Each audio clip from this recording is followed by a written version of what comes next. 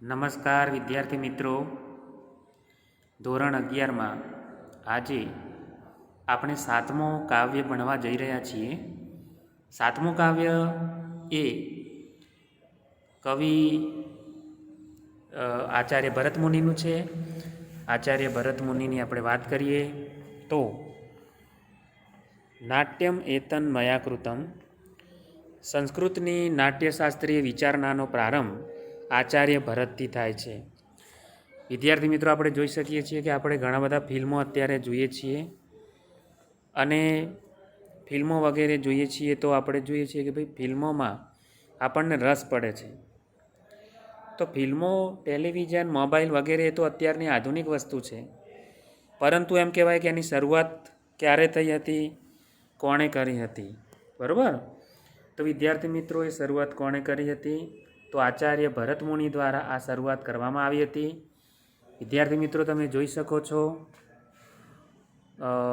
તો આપણે નાટ્યમ એતન મયા કૃતમ આ કાવ્યની પ્રસ્તાવના હું તમને વાંચી સંભળાવું. બરાબર મિત્રો. સંસ્કૃતની નાટ્યશાસ્ત્રીય વિચારણાનો પ્રારંભ આચાર્ય ભરતથી થાય છે. નાટ્ય આચાર્ય તરીકે પ્રસિદ્ધિ પામેલા આ આચાર્ય ઈસવીસનની 3જી શતાબ્દીની આસપાસ થઈ ગયા એવું માનવામાં આવે છે. મિત્રો, એમની પહેલાં વેદો રચાઈ ચૂક્યા હતા. બરાબર. એમને જે રચેલો નાટ્યશાસ્ત્રના નામે જાણીતો ગ્રંથ છે તે સંસ્કૃત ભાષાના વિદ્વાનોમાં તો પ્રસિદ્ધ છે જ, એ ઉપરાંત નાટ્યની સાથે સંબંધ ધરાવતી વિશ્વની અનેક ભાષાઓના વિદ્વાનોમાં પણ તેની તેટલી જ પ્રસિદ્ધિ છે.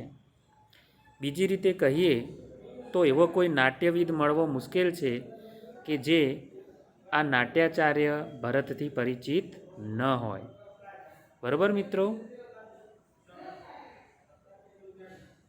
નાટ્યશાસ્ત્ર પોતાના નામ પ્રમાણે નાટ્યને લગતી પ્રાયઃ તમામ શાસ્ત્રીય બાબતોનો વિચાર કરે છે.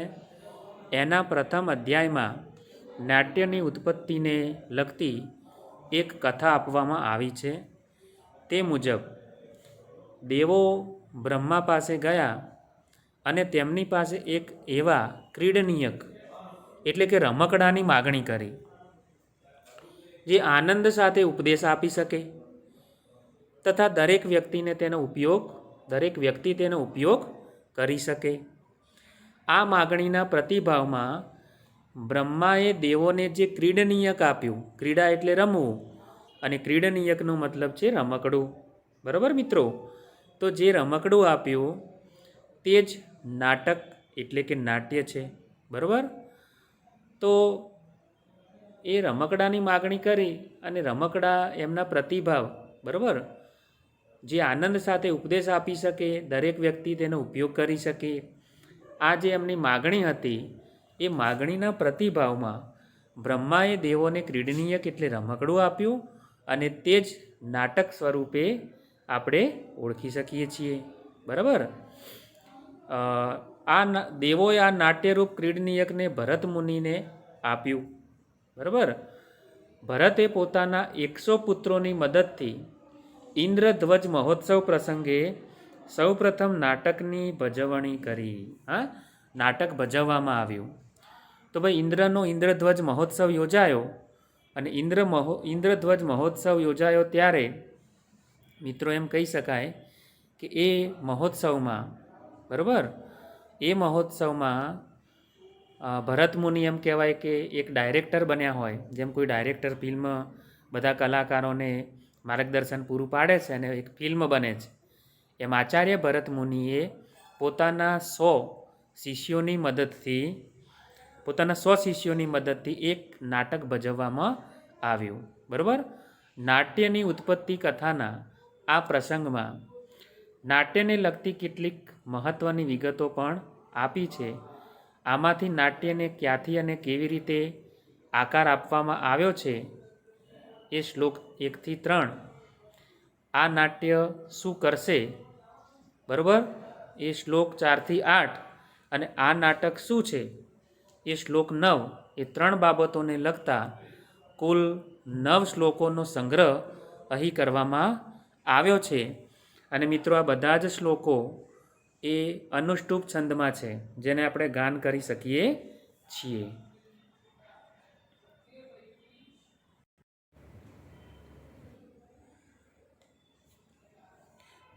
નમસ્કાર વિદ્યાર્થી મિત્રો, ફરીવાર આપણે જોઈએ કે આપણે શ્લોકોને જોઈએ છીએ. આ શ્લોકો શું કહેવા માગે છે? સર્વપ્રથમ જુઓ, નાટ્યમ એતત મયા કૃતમ, મેં આ નાટ્ય રચ્યું છે. મયા એટલે મેં, એતત એટલે આ, નાટ્યમ એટલે નાટ્ય નાટક, અને કૃતમ એટલે કર્યું છે એટલે રચ્યું છે. જેના કર્તા છે આચાર્ય ભરત, અને જે કૃતિ છે એ છે નાટ્યશાસ્ત્ર. તો વિદ્યાર્થી મિત્રો,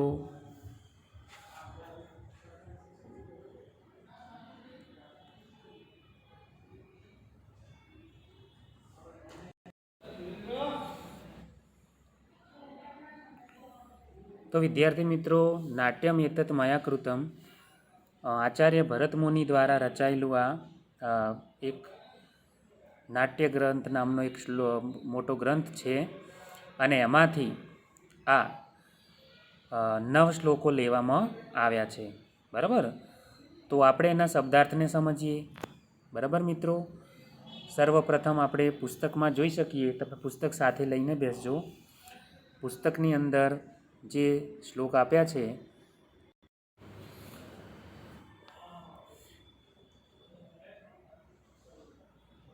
તો વિદ્યાર્થી મિત્રો, હું સર્વપ્રથમ એ શ્લોકનું ગાન કરું છું. તમે પણ પુસ્તક પોતાની પાસે રાખજો.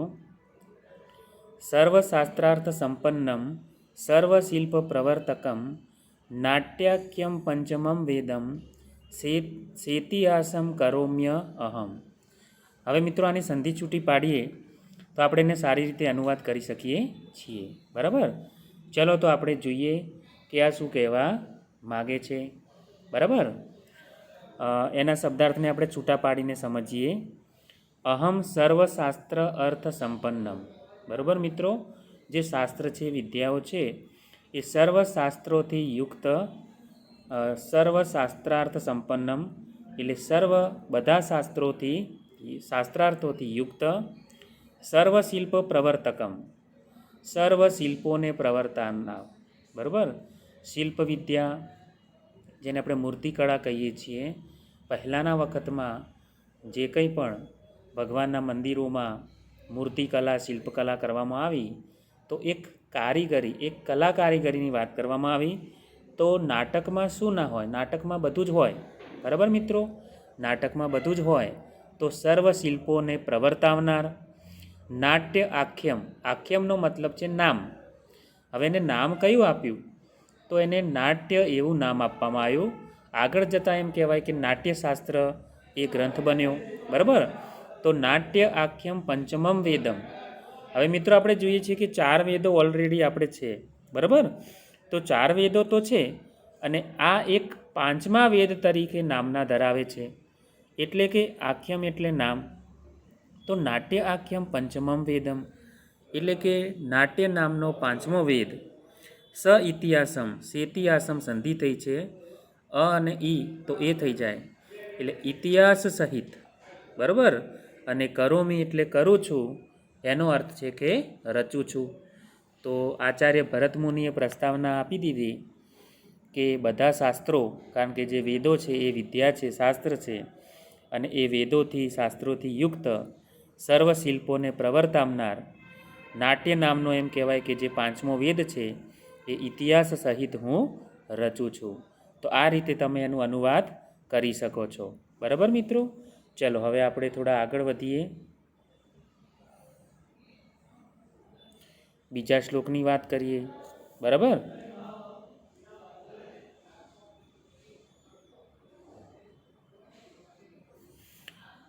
બીજા શ્લોકમાં તમે જોઈ શકો છો મિત્રો.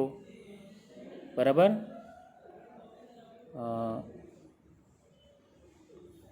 એવમ સંકલ્પ્ય. બરાબર? એવમ સંકલ્પ્ય એટલે એમ સંકલ્પ કરીને. બરાબર? ભગવાન તત. બરાબર?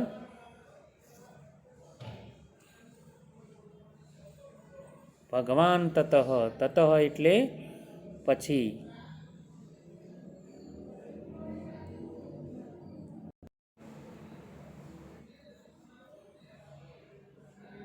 આ તો વિદ્યાર્થી મિત્રો આપણે બીજા શ્લોકની વાત કરીએ.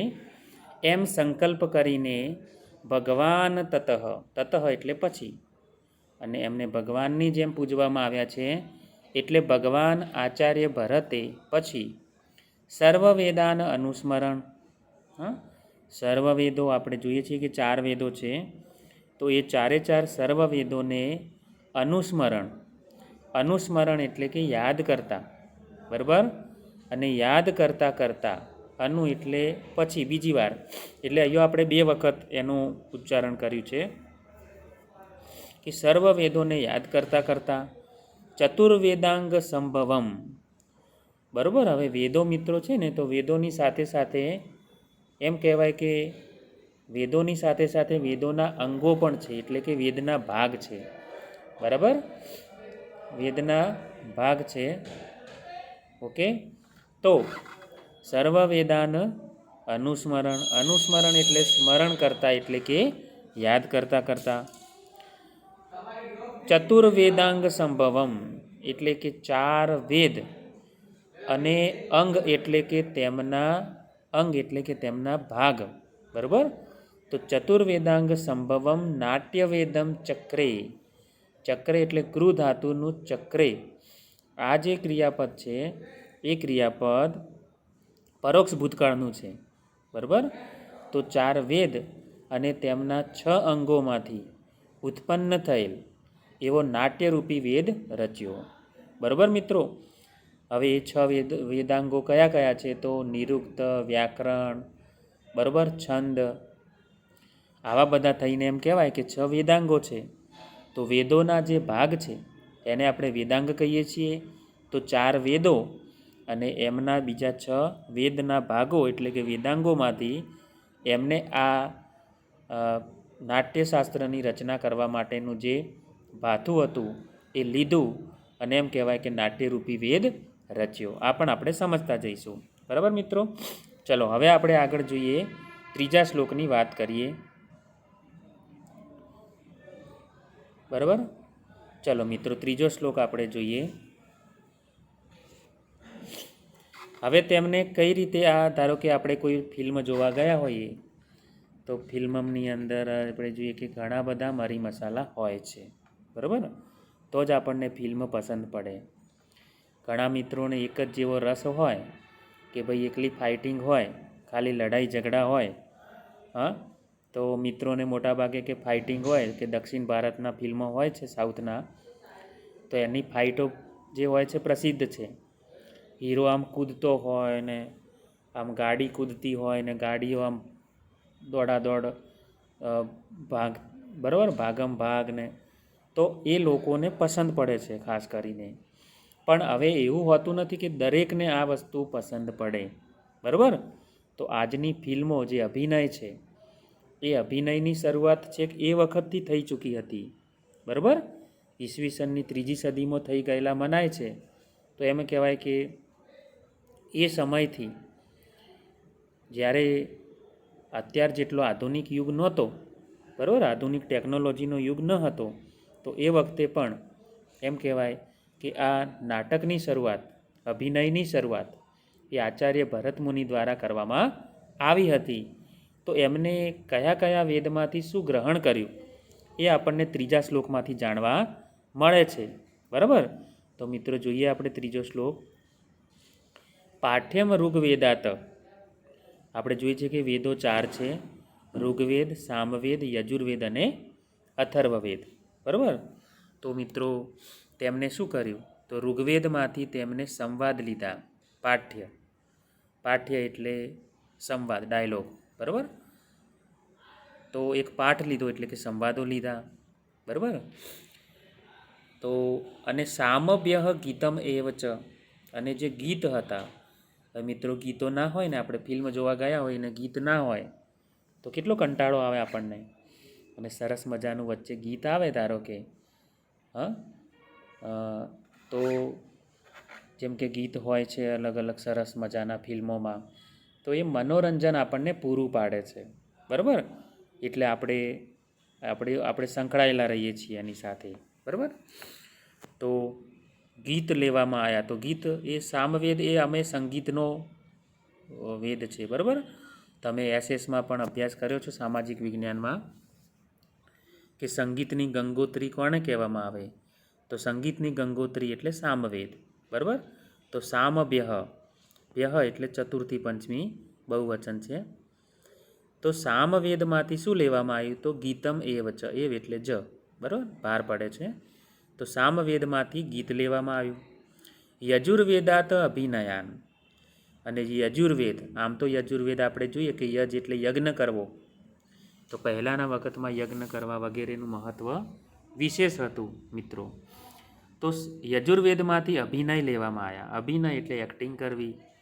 નાટક પણ શું છે? નાટ્ય કરવું એટલે એક પ્રકારનો અભિનય કરવો. બરાબર, તો યજુર્વેદમાંથી અભિનય લેવામાં આવ્યા. અને રસાન આથર્વનાત અપી જગ્રાહ. બરાબર, હવે આ સંધિ છૂટી પડે છે.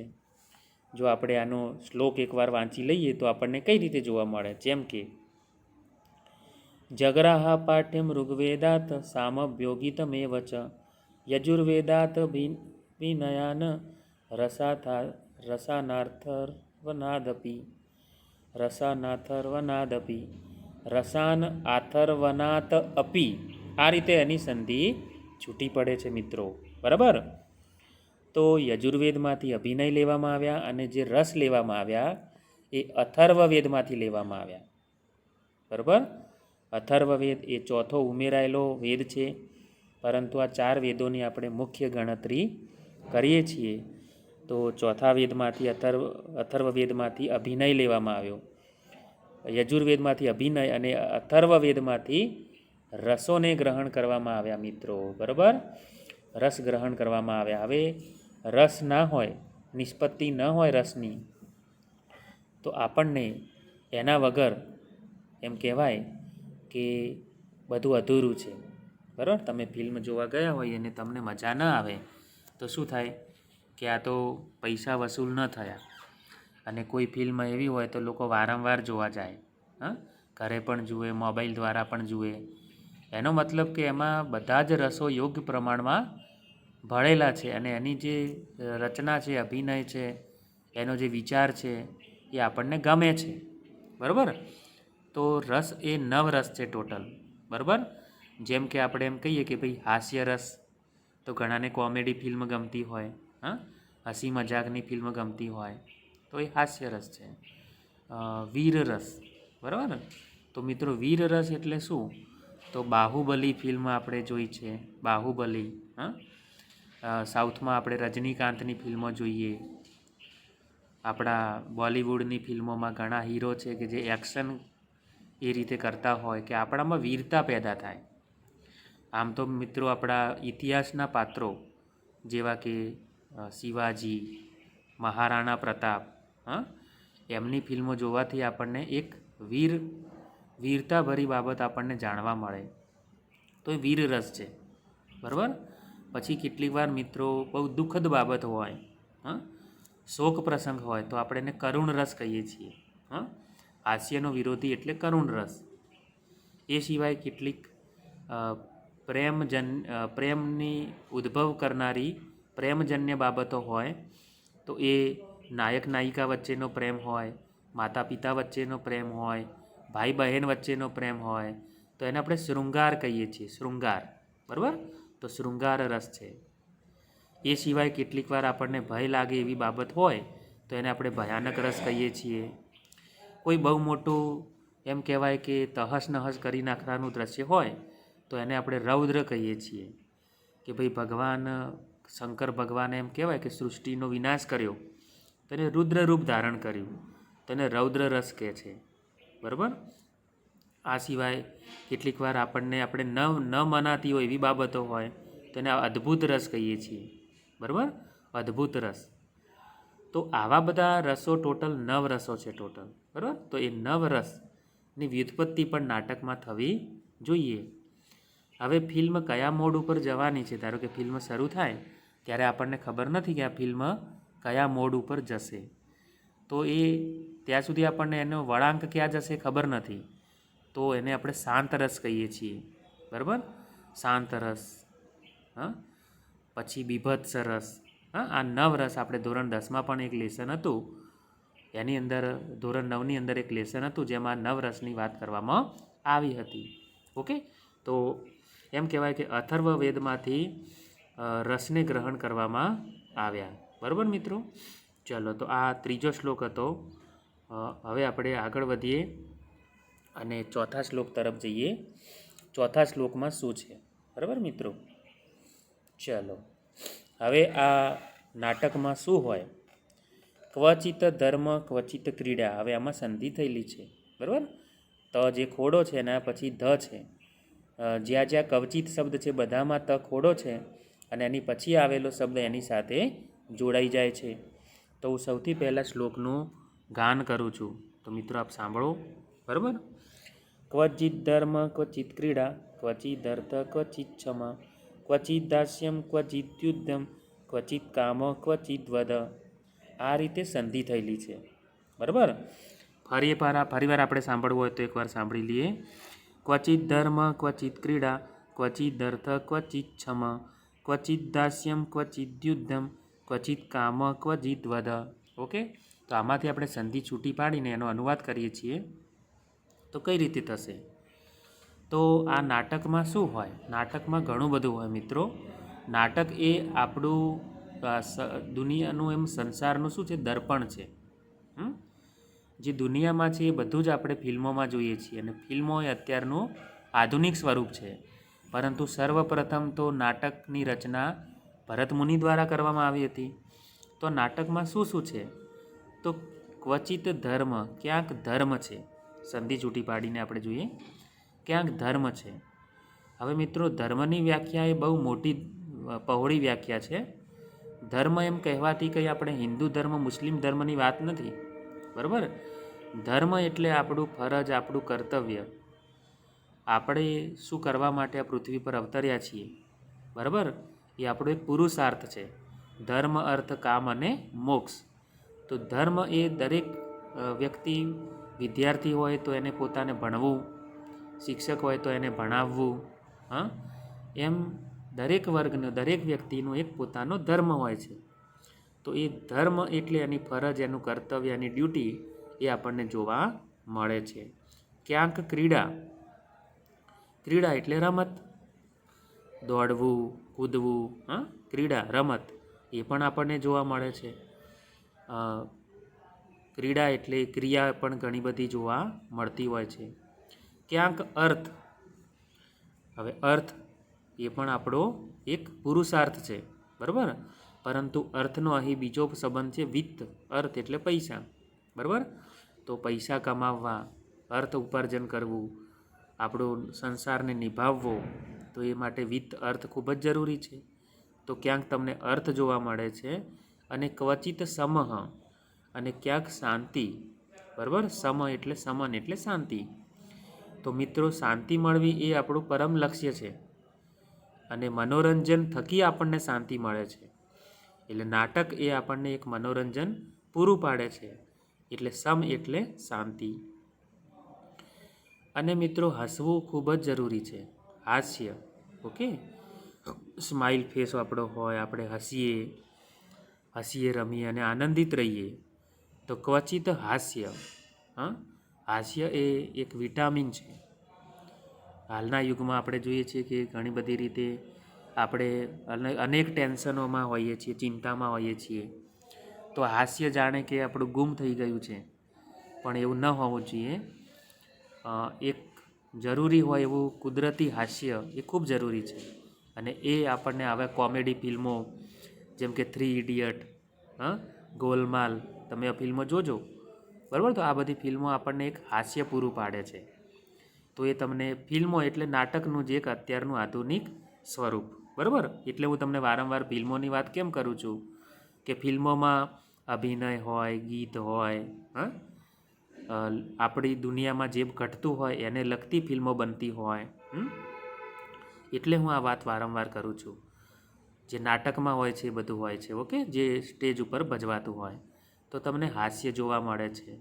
ક્વચિત યુદ્ધમ, આપણે જોઈએ કે ભારતમાં બે મહાકાવ્યો ભારતના, રામાયણ અને મહાભારત. હા, તો રામાયણ મહાભારતનો મુખ્ય વિષય હોય તો એ યુદ્ધ છે. હવે એને લગતા જો નાટક ભજવાતા હોય તો સામ સામે બંને વીર મહાવીર સામ સામે આવી જાય અને યુદ્ધ ખેલે. હા, તો નાટકમાં પણ આપણને યુદ્ધ જોવા મળે છે. બરાબર, તો યુદ્ધ. ક્વચિત કામહ, કામહ એટલે કામના. બરાબર, દરેક વ્યક્તિ એ ઈચ્છાઓ ધરાવતો હોય છે, કામનાઓ ધરાવતો હોય છે. બરાબર, તો એ કામના ઈચ્છાઓ પણ આપણને જોવા મળે છે. અને ક્વચિત વધહ, વધહ એટલે કોઈને વધ કરવો, કોઈની હત્યા કરવી. બરાબર, આવું ઘાતકી કામ, આવા ક્રૂર કામ એ પણ આવા નાટકોમાં જોવા મળતા હોય છે. તો નાટકમાં શું શું હોય છે? નાટકમાં બધું જ હોય છે.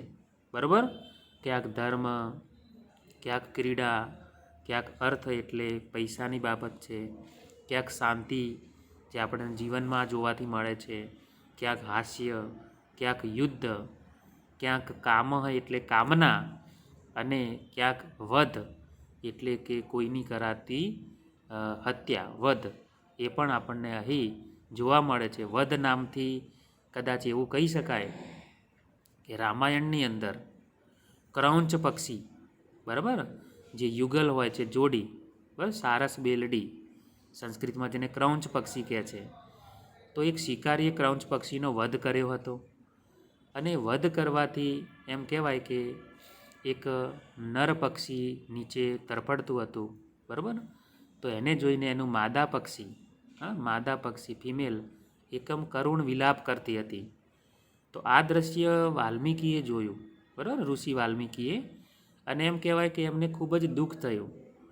અને એમ કહેવાય કે નાટકમાં એ સમયથી કરુણ રસ દાખલ થયો, કરુણ રસની વ્યુત્પત્તિ થઈ, કારણ કે દુઃખ થયો. અને તેમને પોતાના રામાયણ નામક જે કાવ્ય રચ્યું એમાં પણ પછી દુઃખની વાતો આવે છે. સીતા વિલાપ કરે છે, ભરત વિલાપ કરે છે, આવા બધા દુઃખના પ્રસંગો હોય છે. એ તો રિયલી છે. તો એ દુઃખ એટલે કરુણ રસ દાખલ થયો એવું કહેવાય. તો આ વધ શબ્દથી આપણને એ રામાયણ મહાકાવ્યની શરૂઆતમાં મહાકવિ વાલ્મીકીએ, આદિકવિ વાલ્મીકીએ જોયેલું આ દ્રશ્ય આપણી નજર સામે એમ કહેવાય કે દ્રશ્યમાન થાય છે. તો મિત્રો, અહીં આપણે 4 શ્લોકોનો અભ્યાસ કર્યો. હું તમને આની PDF મોકલી દઉં છું. એ PDF દ્વારા તમે વ્યવસ્થિત સ્વાધ્યાય લખી દેજો. સૌથી પ્રથમ તમારે શ્લોક લખવાનો. શ્લોક બાદ અહીં જે મેં તમને PDF આપી છે એ પ્રમાણે શબ્દાર્થ લખવાના. અને ત્રીજા નંબરે તમારે ક્રમશઃ એનું સળંગ ફકરા સ્વરૂપે અનુવાદ એટલે કે ગુજરાતી લખવાનું. તો આમ તમારું શરૂઆત હોવી જોઈએ શ્લોક, શબ્દાર્થ અને અનુવાદથી. શ્લોક તમને બુકમાં જોવા મળશે, શબ્દાર્થ હું તમને મોકલું છું, અને એની અંદર જે ગુજરાતી રહેલું છે સંસ્કૃત સિવાયનું એ ફકરા સ્વરૂપે લખશો એટલે એ તમારું અનુવાદ કે ભાષાંતર ગણવામાં આવશે. આગળ પણ મેં વાત કરેલી છે. તો આ દિવાળી પછી નવા વર્ષમાં, બરાબર, નવા વર્ષના સૌને ફરી એકવાર નૂતન વર્ષાભિનંદન કહું છું. અને આ એક લેસન તમે વ્યવસ્થિત એનો અભ્યાસ કરજો. બરાબર, આ શ્લોક શબ્દાર્થ દ્વારા તમે સમજશો તો આ શ્લોકો તમને તૈયાર થઈ જશે. આ એક ભાગ છે, આનો બીજો ભાગ હું પછી બનાવીને તમને વ્યવસ્થિત મોકલીશ. ઓકે, તો સર્વ મિત્રોને મારા જય રાજા રામ.